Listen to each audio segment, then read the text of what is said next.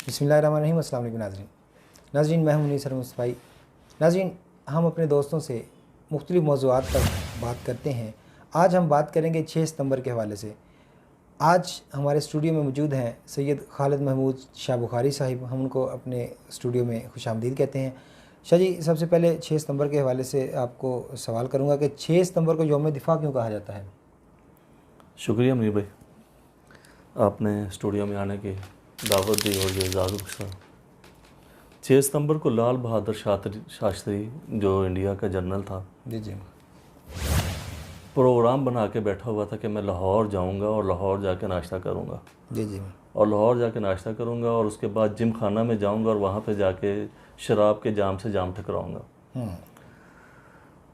इस सारे प्रोग्राम को जिन्होंने डिफेंस किया, जो उस के रास्ते में हायल हुए, उनमें अगर मैं मेजर अजीज़ भट्टी शहीद रहमतुल्लाह अलैह का नाम ना लूँ तो बहुत बड़ी नाइंसाफ़ी होगी कि जिन्होंने बेदियाँ पे जाके BRB पे जाके उस फ़ौज को रोका और उस पर दफा किया। फिर उसके बाद अगर मैं MM आलम को का जिक्र ना करूँ कि जिन्होंने सरगोदा एयरबेस से अपने जहाज़ उड़ा के 1 मिनट के अंदर 5 इंडिया के जो जहाज़ थे उनको तबाह किया। जी जी और Guinness book of world record के अंदर उनका आज भी नाम मौजूद है कि अभी तक रिकॉर्ड किसी से टूटा ही नहीं है।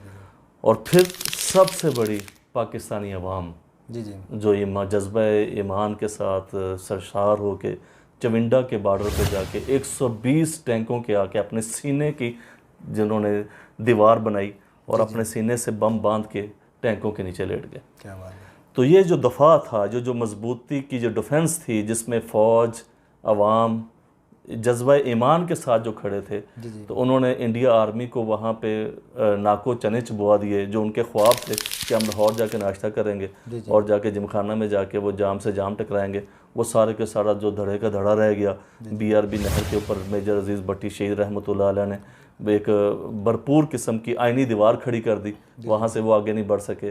MM आलम ने जो उनका फ़ज़ाइया का जो कमर तोड़ दी 5 जहाज़ तबाह करके, और जो अवाम ने चविंडा के बॉर्डर के ऊपर जाके टैंकों के नीचे लेट के अपनी जानों का नजराना पेश किया।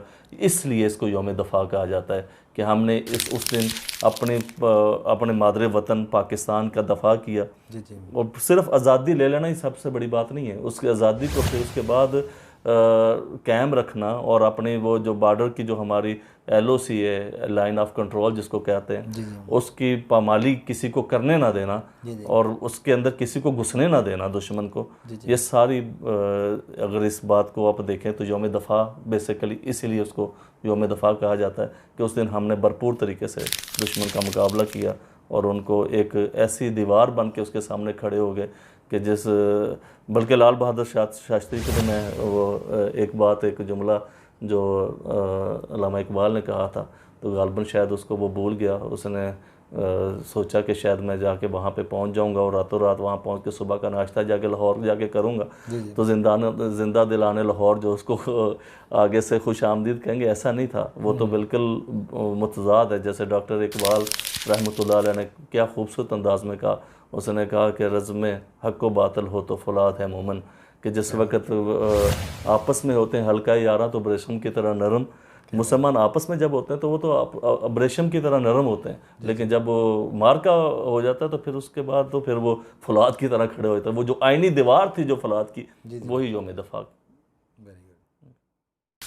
अच्छा, पाकिस्तान की मुख्तसर सी फ़ौज ने इतनी बड़ी फ़ौज का कैसे मुकाबला किया फिर?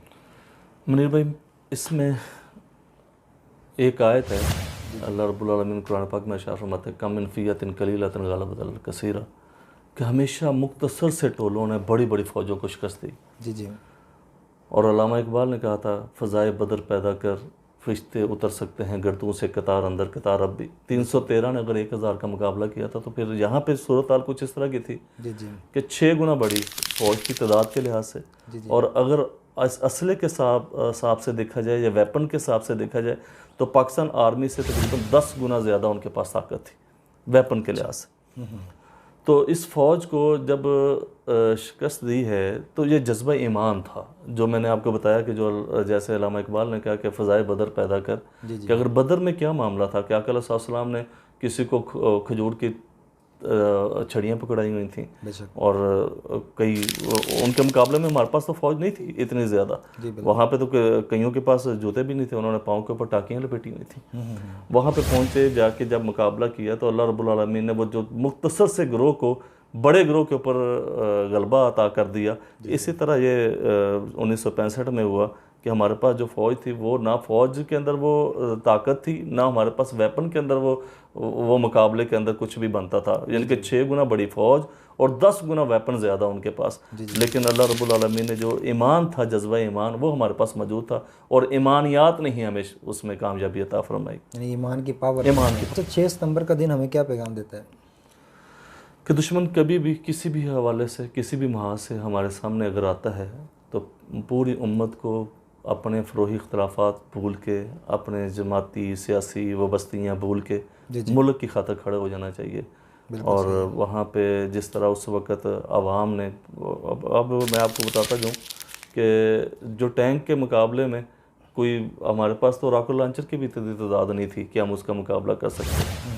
लोगों ने जो अपने सीनों से बम बांधे थे तो वो सिर्फ़ और सिर्फ एक जज्बा ईमान था, और वो जज्बा ईमान उसी वक्त ही बहाल हो सकता है जब पूरी कौम मुत्हिद हो।